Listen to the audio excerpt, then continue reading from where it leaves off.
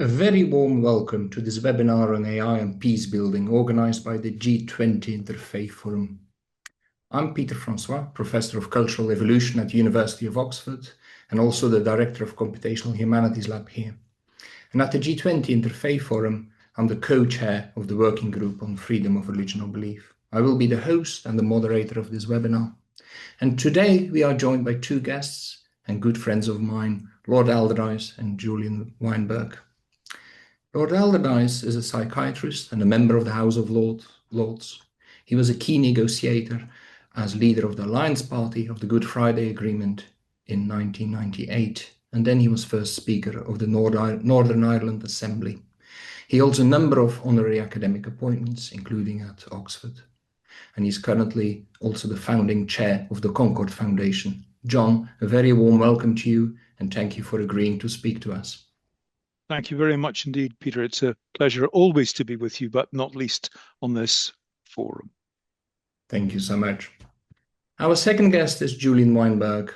Julian is the founder and executive director of Dialogue Action.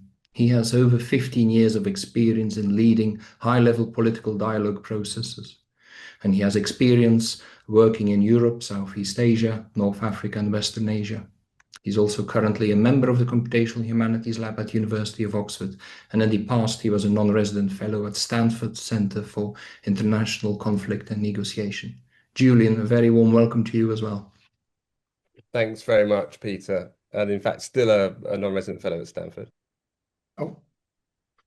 It is no surprise that AI and peace negotiation has come up as a topic for this series. On the one hand, it seems, and I think we can all agree on that AI is everywhere. It's touching all aspects of modern life, and people unpacking and understanding its impact is still very much in swing. On the other hand, peace negotiation seems to be in a very high demand as well. Conflict is also all around us, and volatile conditions are there. And there are many ways to link up AI on the one hand and peace and conflict on the other. We could look at, for example, how AI is changing the conduct of war, or how AI and its water use is changing the context in which conflicts start. We can look at environmental costs and so on and so forth.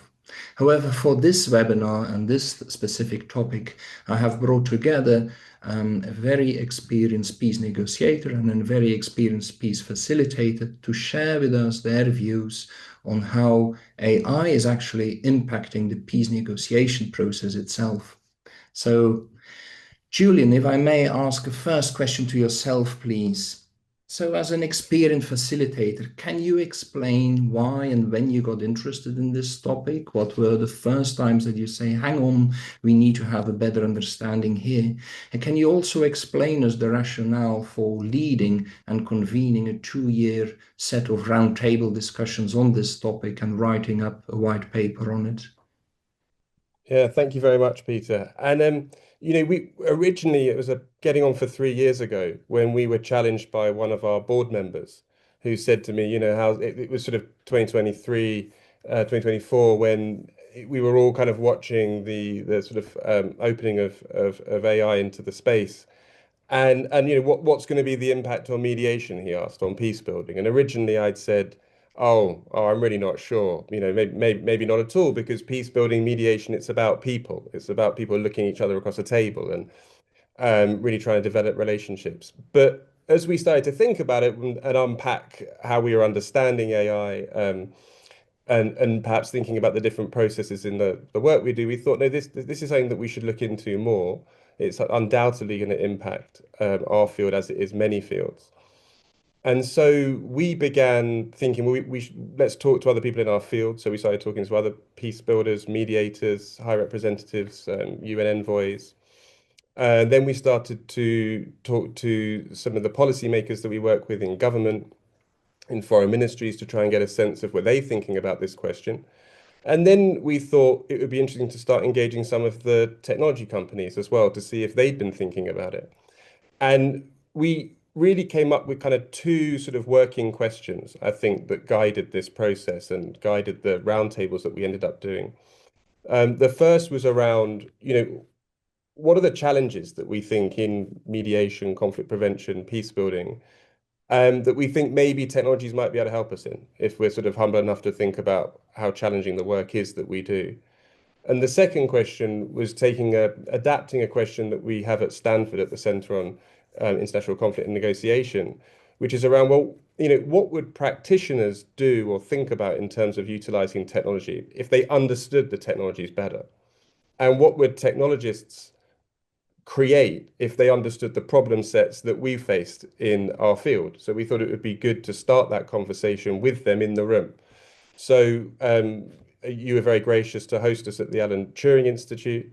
And then we held a second meeting at Stanford. And this was a chance to bring together technologists, policymakers, peace builders, to begin this kind of conversation. I think there really we had this kind of third task, which was trying to understand what are the processes that we do, in our field, and are some of those processes, could they benefit from AI and emerging technologies? Could that bring an added value or a different approach to the way we look at those processes? And I can get into that later. But we ended up putting together a white paper that sort of landscapes this assessment that we did that we thought could be a useful contribution to the thinking in the very rapidly developing area. Thank you, Julian. That's very helpful as setting the wider context. And I'm sure we will come back to many of the points you've been raising. John, why were you enthusiastic to say, yes, this is the roundtable at Alan Turing Institute. I would like to be there. I want my voice to be heard. I want to hear what other people say. Did you immediately see the promise of that from your own background, or were you also already a bit cautious and so on? Could you explain your first reaction to it? Well, I was delighted to get the invitation to come along. But more to listen than because I thought I had very clever or informed things to say. It's clear that artificial intelligence is not just here and here to stay, it's also something that is developing at extraordinary speed. And the sooner you get to understand what's going on, the more likely you are to be able, in some way at least, to keep up with things. I remember when online banking came in many, many years ago, I immediately set myself up with an online banking account. Not because I had loads of money and not because I was going to do all sorts of complicated dealings, but because I knew that if I got in at the start, it would be much easier to keep up with developments than if I left it for a while and things developed and I didn't really understand them and so on. So that was the first thing. The second thing was I was very much aware, as all of us are, of the changing character of war. I was working at that stage a few years ago, running a centre called the Changing Character of War Centre at Oxford. So I was focusing a lot on that. And what was immediately clear to me was that that changing character was being heavily influenced by the advent of artificial intelligence. It was becoming possible, for example, using AI and other technologies to identify and target people that you could attack. And it was clear to me that if the technology of war was developing, then the technology of peace building had to keep up with it. It was the kind of flip side of the coin. We couldn't just pretend we didn't need to do anything. It was very important that we should follow it up. And of course, it may well be that it gave us opportunities and new ways of doing things, new abilities, for example, to draw together data, which can be very important when you're trying to map out a problem. I mean, literally map it out whenever you deal with the problems of geography in a conflict and so on. But whether or not it was going to always be helpful, it was going to be necessary to understand it. And in addition to all of that, other people would be reacting to it. So if you knew that there was that the other side was using artificial intelligence, for example, then for sure, you would be watching out for it. You would be trying to engage with it. And as we would be looking at both sides or all sides in a conflict, because there's not necessarily just two sides to it, if we weren't aware of what was going on, weren't aware of how that was impacting their thinking, their strategizing, and so on, then we were going to be missing out. And I suppose the final thing is something that comes from my father. He used to say to me, John, be not the first to cast the old aside, nor yet the last by whom the new is tried. In other words, be aware of the changes that are taking place. Don't immediately jump to grab hold of them till you understand them better, but don't hang about so that you don't know what's happening and everybody else does. And I suppose I took that to heart in all sorts of ways and at all sorts of times in my life. And at this point, it's particularly important to do it because the speed of change and development is so remarkable. Thank you so much for, sharing your insights and already in a way setting the tone for this further conversation has been very helpful. Julian, can I ask you, for the viewers of the webinar, could you sum up some of the lessons learned from the white paper and the roundtables and also discuss some of the recommendations that you formulated based on these activities? Thanks, Peter. Um, yeah, I think in some respects we realize that there have been people who've been looking at this for some time. The UN had an innovation cell in the UN DPPA mediation support unit, and they'd been, using technologies to support UN envoys, and there have been other organizations out there who have been using tools in different ways. So we learned that in some respects people who were already very engaged in this space. And in others that there was actually quite a lot of caution around the use of technology and what would it do and how could it interfere in the sort of processes that we do. And I think there are definitely some potential benefits that I can go into and share from the report, and there are also some really serious challenges as well. And many of the challenges I think we're all aware of: bias, hallucination, trust in the machines, the potential that data could be sort of manipulated or poisoned in some ways, you could say. Um, but I think there's a very real challenge that I think hopefully John might go into more, which is around, you know, um, sometimes what is so exciting about AI, speed, is not always the right thing in a peace process or a mediation process, where sometimes there is a human pace to these processes because of the emotional, psychological, and other aspects to them. The needing to address mistrust and distrust that takes time, and it often takes the time of people meeting, human contact, not AI, not engagement with AI is going to help in that. It's going to be the relational dynamics between people. Um, but I think at the same time, there are very interesting areas for us to explore. And I think our overarching approach has been to think about how can these technologies support human cooperation and dialogue. That's a key working question that we have. And we don't have all the answers yet, but we have a series of questions and we've been developing more questions around that. But certainly, if we break down, sort of as we did in the report, sort of what is our work? Well, we have conflict prevention. If that fails, you might have a dialogue process where there's mediation. And if that was to succeed, you might have sort of peace building and post-conflict reconstruction. It's a sort of way of just trying to think about what we do. And it's never that linear, but thinking about it that way. And certainly in the kind of conflict prevention areas, I think we're all aware, John alluded to it already, the ability to crunch enormous amounts of data also in multidimensional ways that perhaps we don't always think about or we're not habitually talking about, being able to bring in environment, social, economic, political, security, all sorts of different challenges together, and data can strengthen early warning systems, make us perhaps more prepared. We can also think about ceasefire monitoring and agreement monitoring and aspects like that.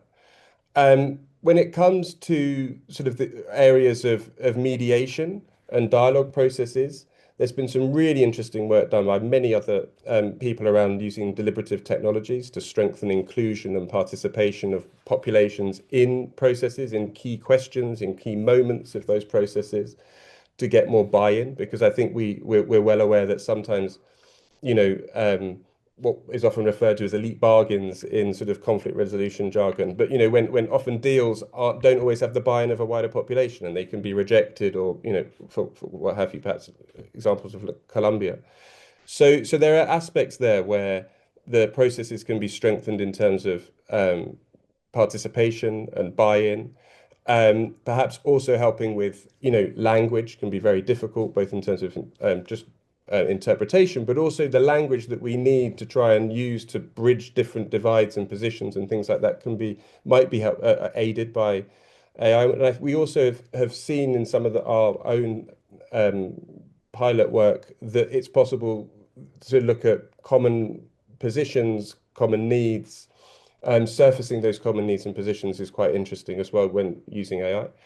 And then perhaps the third area when thinking around peace building, I think there's a really interesting part to this, which is the, so often I think we've seen this, there can be a huge amount of focus on securing a deal, an agreement, and thinking that, well, once that agreement is done, is signed, and everyone's agreed and shaken hands, that everything's, finished and the conflict's over and it'll all be fine. But actually implementation is, the harder task. And there, I think we can see the use of these tools to support some of the really difficult decision making that takes place in peace building, post-conflict, and implementation. And there can be very interesting work around policy, scenario planning, things like that, that can all help aid the decision making of the politicians, of the decision makers, helping them think through perhaps aspects that they hadn't thought through. I think there's a really interesting area that can be looked at in a lot more detail. Thank you. That's definitely a fantastic and already very meaty agenda, which will keep you busy for quite a while. And I'm especially, in a way, always fascinated by the potential ability to foreground shared positions, common ground, because so much of the peace negotiation process is focusing on the differences, right? And you are drawn into your differences, and we assume how to bridge them and so on. But you could also look at very much at the other end. What do you already share even before you go to the table? What is there to be lost if you really fall apart of that common ground and so on? So I think that's a very fruitful area where AI could be helpful, given that the humans are often, in a way, pushed towards focusing on differences. So that was very well put, I think. John, obviously, Julian painted us a picture of AI and the potential of it, which is a kind of two-sided coin. He hinted at some of the limitations, also possibly even of the dangers of using AI, but overwhelmingly also pointed out at potential productive uses of it, and negotiating that balance, finding your way in how to juggle those two sides is in a way the biggest challenge we are facing on this topic by all of us. My question to you is, could you help us understanding better, let's say, the more reservations one can have around AI as well? I'm thinking about data quality issues. Julian already hinted at some trust. Trust needs time to build, bias, and so on. Do you have any insights you could share on this topic, please? Yes, of course, Peter. And many of the challenges and difficulties or even downsides are shared with lots of other areas. They're not particular necessarily to conflict resolution. For example, I've been putting together a piece of work, taking some data that's been around for quite a while and submitting it to processing using AI. One of the things that emerged very quickly was a concern not so much about AI itself, but where it was being processed, because it became clear that the processing of the material was going to be happening in the United States unless we did something about that. And immediately the people that we were working with said, oh, wait a minute, if it's going to be done in the United States, it's going to be outside, in this case, the United Kingdom, but it could have been another country, then I'm a bit wary of it. And then actually, especially if it's happening in the United States, I'm worried about it because it could then be accessible to all sorts of government agencies that I don't happen to trust at all. This was nothing to do with conflict resolution. This was just a question of confidentiality and confidence. So it's not just a question of the AI itself, it's where it's being processed. Do I find a way in which I can do that on a computer or computers in which I have implicit trust? or does it have to go outside of that and be processed in the cloud? So that's one element of it. Another, which is around very much at the moment, you and Julian know our friend Sundeep Waslekar from Mumbai. And last week in Geneva, Sundeep brought together colleagues, senior colleagues from a number of countries who had been working with him on the development of potential guardrails in the management of AI, in particular, with the potential for AI to be used in weapon technology, and of greatest concern to him, and I guess to all of us when we think about it, with nuclear weapons technology.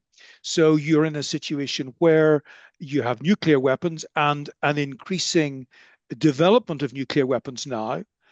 At the same time, you have hypersonic missiles which can carry nuclear payload, and therefore you don't have lots of time to work out when it's been fired, whether you're going to attack back or whether you're going to wait, whether you're going to be cautious or whatever.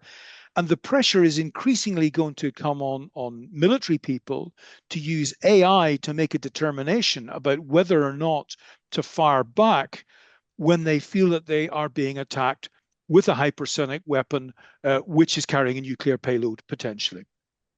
What he's been doing is getting some people from significant countries to draw up guardrails that they're not going to the UN to do it, because doing anything at the UN is extremely problematic now, not just at the level of the Security Council, but below that at the General Assembly. But if we can get some thoughtful countries to collaborate together, maybe we can put in place some kinds of protections on that front. I mention these because these two examples show both sides of the issue. They show that there are problems, dangers, challenges, threats, but they also show that those very threats, if they are being addressed by thoughtful people who are well disposed to constructive outcomes, they can actually stimulate the development of protections, of ways of dealing with the problems, which may actually bring people together.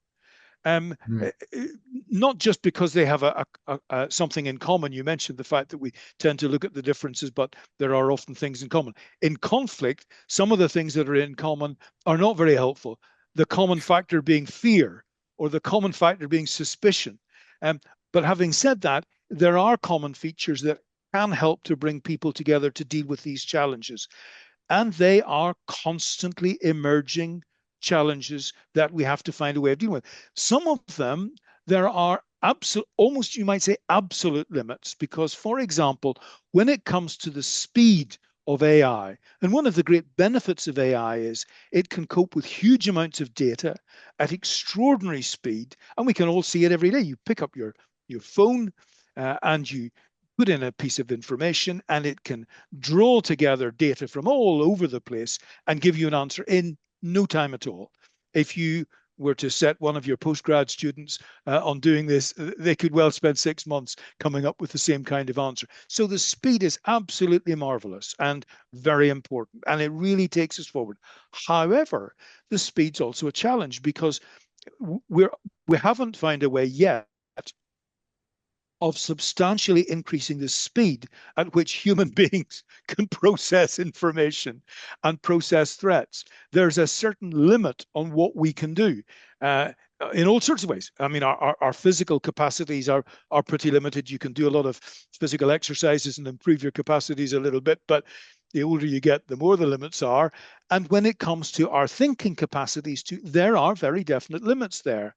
And there are also, and Julian pointed to this, when you're talking about conflict, more often than not, you're not simply talking about cognitive issues, about the capacity to think and process data.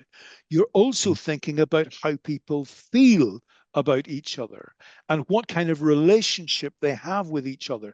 When there's a conflict, these are always disturbed relationships. They're not just disturbed because of things in the present, but because of things in the past. You can understand that better by feeding AI with some of the background and history, and it can produce useful information.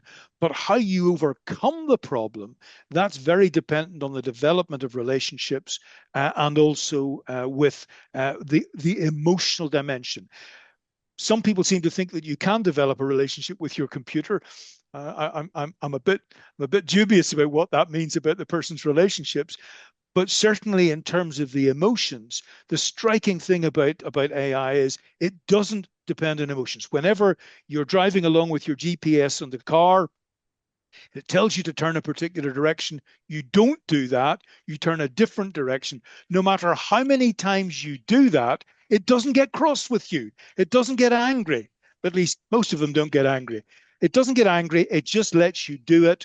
And then it calmly tells you, well, here's another route that you could take. That's not what happens when you're working with people and their relationships. So there are important positive things, but there are also challenges that are to do with human beings. And the conflicts we're talking about are conflicts between human beings at the individual level, of course, but more importantly, at the level of the large group. Thank you so much, John. And in a way, and both of you did, you reminded us all how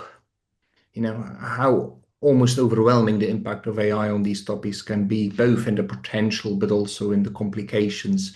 And it is, how do we negotiate those two dimensions in a fruitful, in a productive way, and knowing fully well that if people were to rewatch our webinar in a year's time, they will say, oh, this was so 2026, because it is developing at a frightening pace. And in a way, the technical capacity is developing so quickly, but the ethical implications, the biases, some of the cautions in a way are much more fundamental and develop on, and our understanding about these develop on the slower level. Now, and that brings me in a way to a question to you then, Julian, is, you set out this vision and this agenda you've been driving at for 3 years and chipping away at. Let's accept that now. Very well, nice.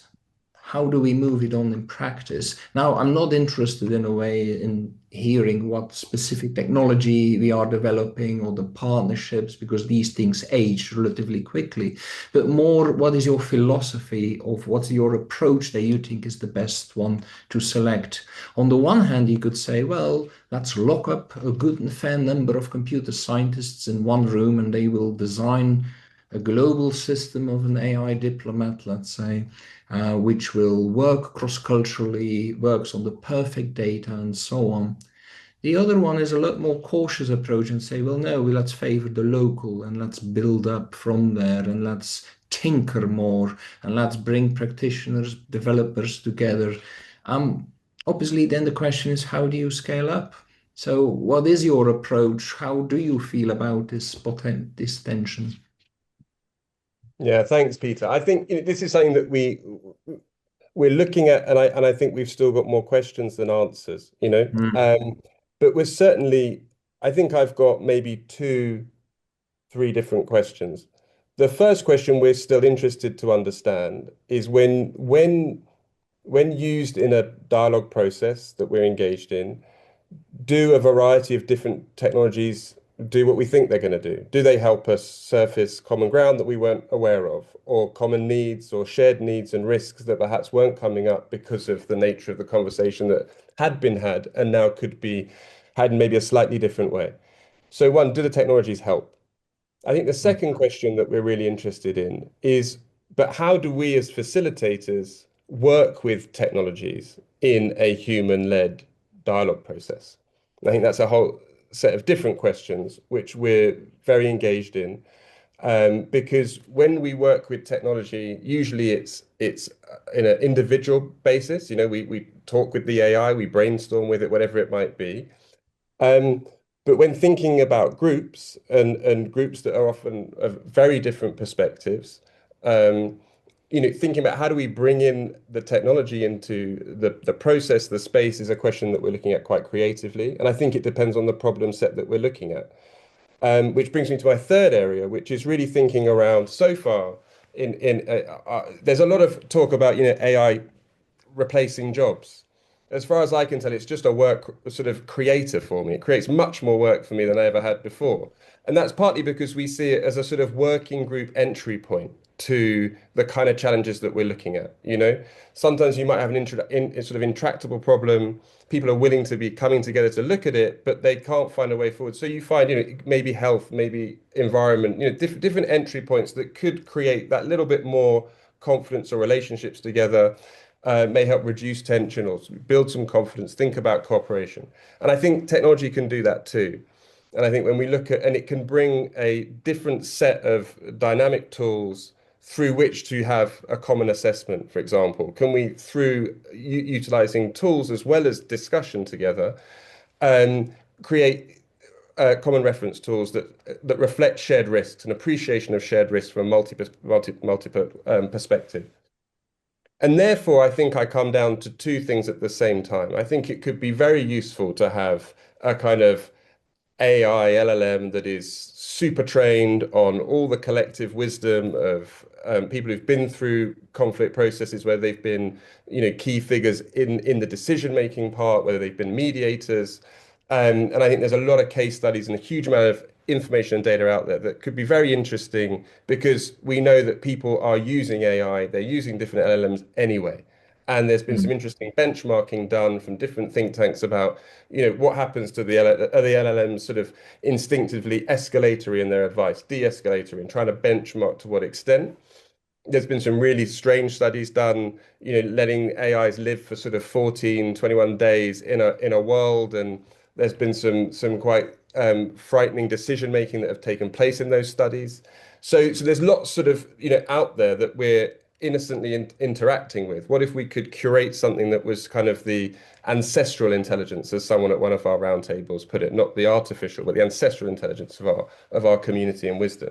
So that, I think that's fine. That could sit there, but that's not going to solve conflict at all. That's just going to be a useful knowledge tool, deep learning tool, can help us think through things. And at the same time, I think we have to be locally led. We have to be context led. Every intervention, whenever we're asked to engage, as I think anyone in our field would say the same thing, the first thing we do is we listen. We have to understand what's happening on the ground.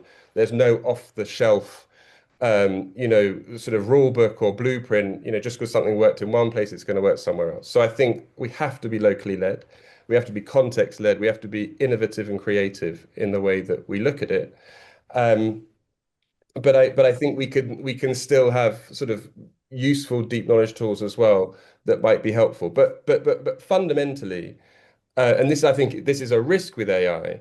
I can be looking at a set of challenges that we're engaged in with a process, and I can quickly rush 100 steps, down the road, thinking through, oh, what needs to be done? Wouldn't it be great if this kind of mechanism could be put in place, or this arrangement could be placed, or this kind of contact group, or whatever? Great ideas, and it's useful to have good ideas. But fundamentally, it's people, it's me, it's people that are going to have to move into a space of conversation and talking to implement those kinds of ideas. The AI isn't going to take us there. So I think that's a really important part of all of this that we have to understand. Then there are ways in these processes that I think we can use the tools to help reflect collective risk or shared risk, etc. But fundamentally, it falls back on people to be interacting frequently. Fundamentally is the main purpose of our work, and the AI tools might help us think new things in that way, and might help us be creative in the way we try and move these processes forward. Thank you. I think these were very, very wise words, and also a very honest assessment of, your approach and our approach and how to deal with it. On the one hand, yeah, we see the logic and the price of having a global system, but also the reality of having actually, deploying things locally and et cetera, et cetera. And I think finding our way through these sets of balances over the next few years is exciting, but also sometimes a bit frightening. So I think that was a very, useful overview there. John, if I'm turning back to you, and I'm in a way, I'm bringing one of the biggest topics to the table here, ethics, ownership. And I know you already, touched upon these things, but let's now assume these range of tools that Julian describes exist, right? Let's technically speaking, they're there, we can use them. I mean, do we say, well, it's big tech companies who build them and own them? Is it more smaller, NGOs or small peace negotiation companies like Dialogue Action and others who own them? Do you say, well, no, hang on, we have existing networks to do things on the international network, the UN, but you already gave your view on that a little bit, and so on. These are not trivial questions. It's one thing to build something and then also ensuring they're being used, they're being adopted, and they're being trusted by different parties who, by definition, have little trust in each other. Otherwise, they wouldn't be in conflict. What are your views on custodianship of these collective goods? These are, as you say, Peter, extremely important and difficult questions.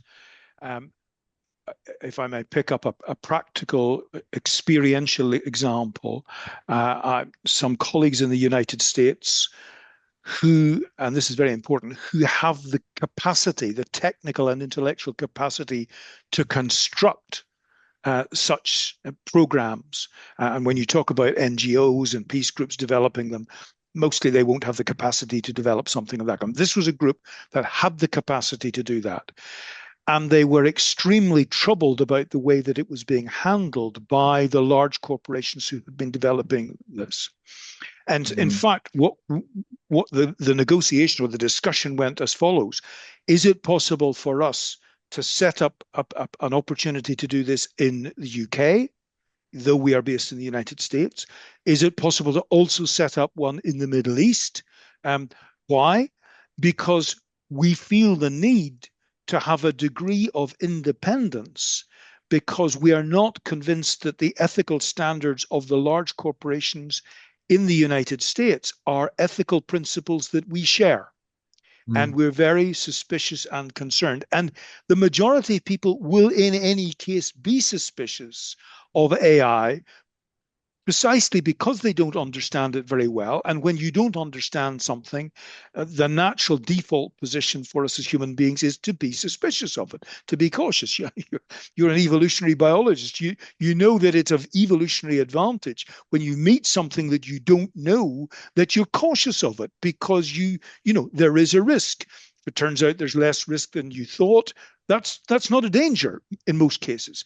But if there turns out to be more risk and you didn't pay attention, then that is dangerous for you. So the natural default position of the population as a whole is to be cautious, especially if they don't know about something. But this was not somebody and a group that did not know. They knew about it. And because they knew about it, they were concerned about the ethical dilemmas. Second thing to say about it is there is not a global agreed ethical position on anything. Isaiah Berlin was very clear. There is no agreement on the good. And of course, these technologies are very dependent on those who develop and train them. You know, if somebody gives you a wheelbarrow or a spade, what you do with it, of course, depends on where you come from and what your job is. But the spade itself or the wheelbarrow is not of itself affected by the culture you come from. But if you're training an LLM, it's very dependent on whether you're in Silicon Valley or in Beijing. And indeed, for this reason, those who are coming from the United States are not trusting LLMs that are developed in China. The people in China are not trusting the LLMs that are developed in the United States. And the people in Europe aren't sure that they can trust any of them at all. So this ethical question is not simply a question of good and evil, right and wrong. It's the fact that we don't agree. For example, in the West, particularly in the United States, the individual is regarded, at least in principle, as the crucial measure against everything else. But in China and in much of the East, it's a question of the well-being of the community as a whole, not the well-being of the individual. So the ethical dilemmas are very real between different communities and parts of the world. And the technology that we're using is actually affected by it. One further comment I would make is that it is becoming increasingly clear that when young people, particularly before the teenage years, engage with technology, social media, AI, and so on, that engagement actually affects the way they develop emotionally and cognitively. it affects the way their brains develop. Recently, one of our psychoanalytic colleagues has published a book where she followed a number of young people and looked at how their brains developed, how their emotions developed, how their capacity for relationships developed as young people who were using technology. Completely different when old fellas like you and me are using it. We're pretty much set the way we are. We may get on, we may not get on with it, but it doesn't fundamentally change the way that we develop because we've developed as much as we're going to develop.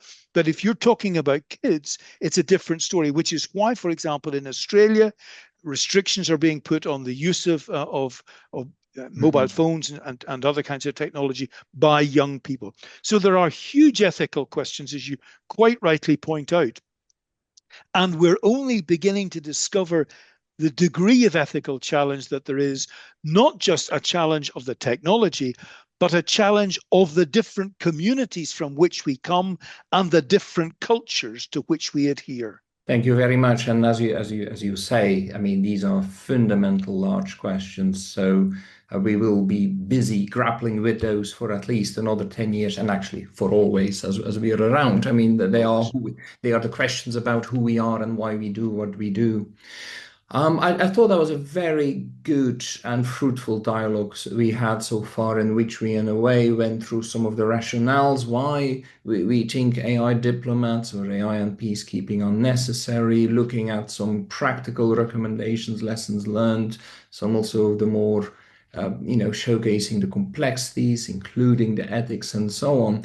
Maybe both of you could address a final question, which I'm broadening it up again. So it's away from AI and peacekeeping, but really about AI on conflict more broadly. So we are talking now about the conduct of war and the changes in it, which was already referenced, but also sustainability, the environment, and so on.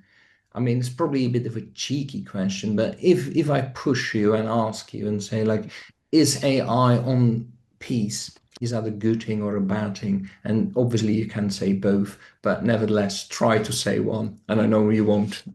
Julian, may I ask you first, please? Yeah, Peter, I think we need to start switching it around. I don't think it's AI and anymore.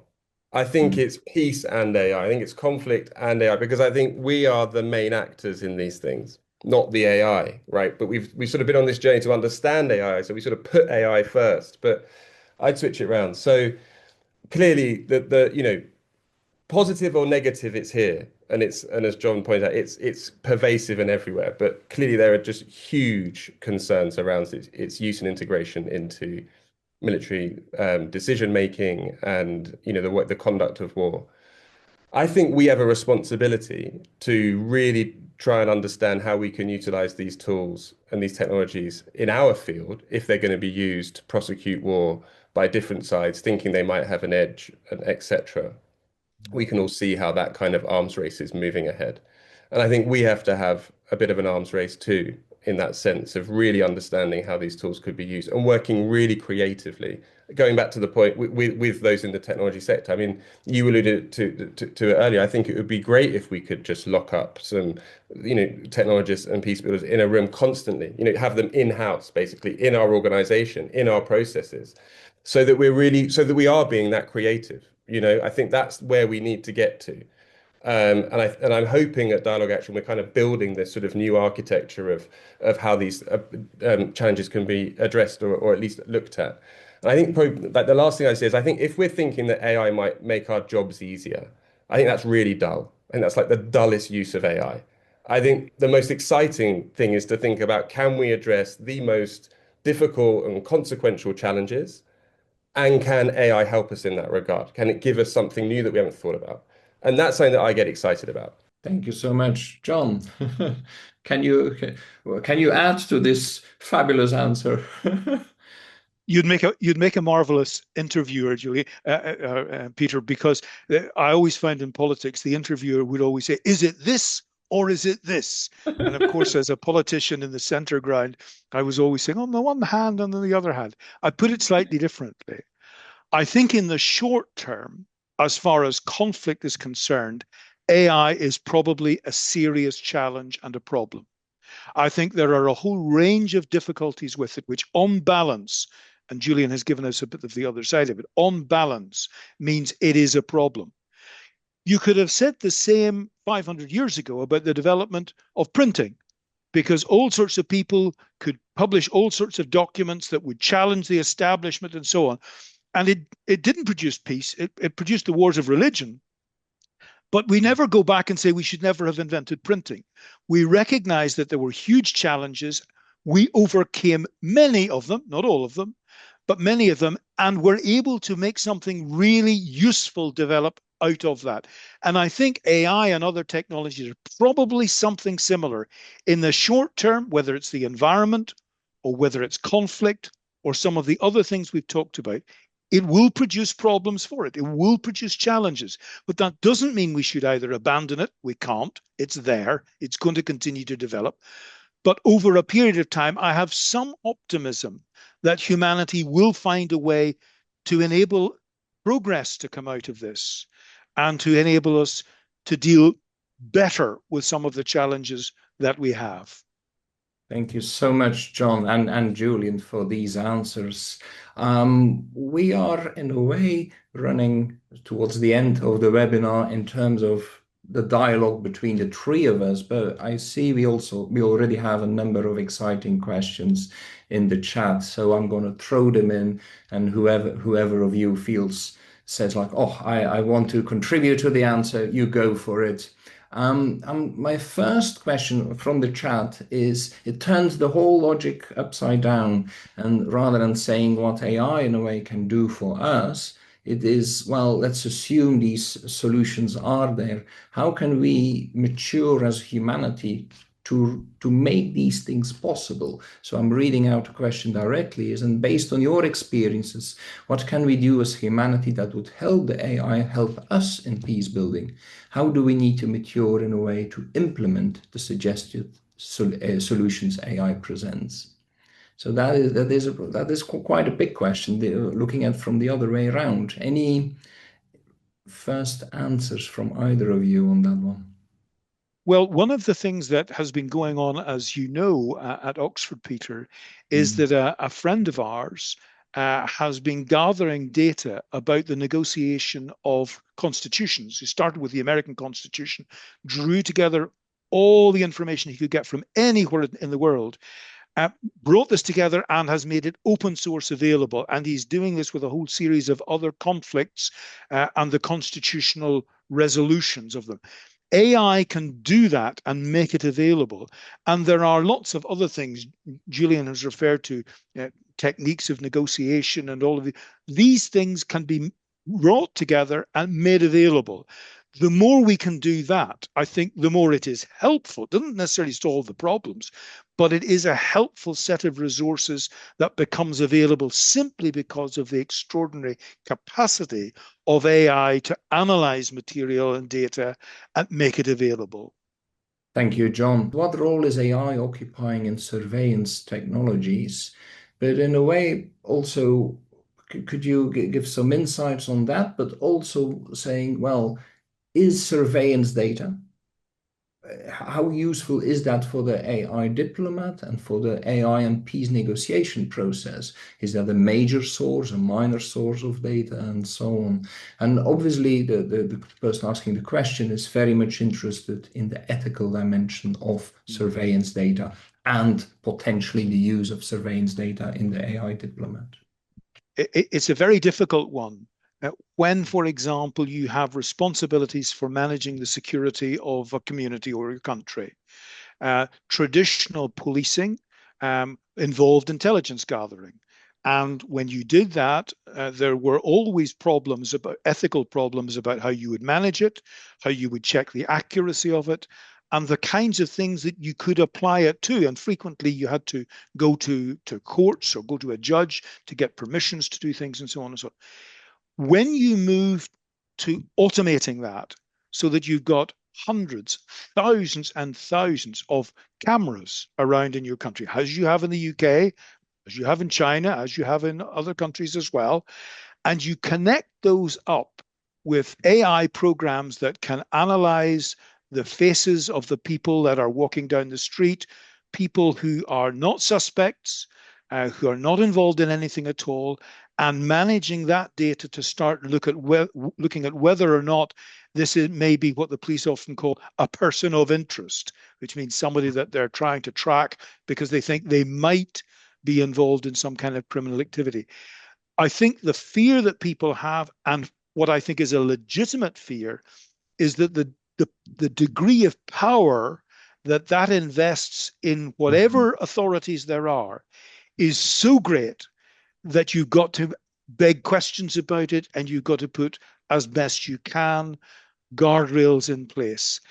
In a way, it's as we moved from the power of the radio to the power of the television and the power of cinematography, we discovered it could impact people and communities in a way that we never dreamt, and that was incredibly powerful. And so we put all sorts of regulations in place. In the UK, for example, you cannot put party political broadcasts in elections on the television except in very limited circumstances. The United States, very different, and we see consequences. So I think this is actually one of the most important areas, is the use of AI connected with surveillance. And it's a real challenge and a constant danger.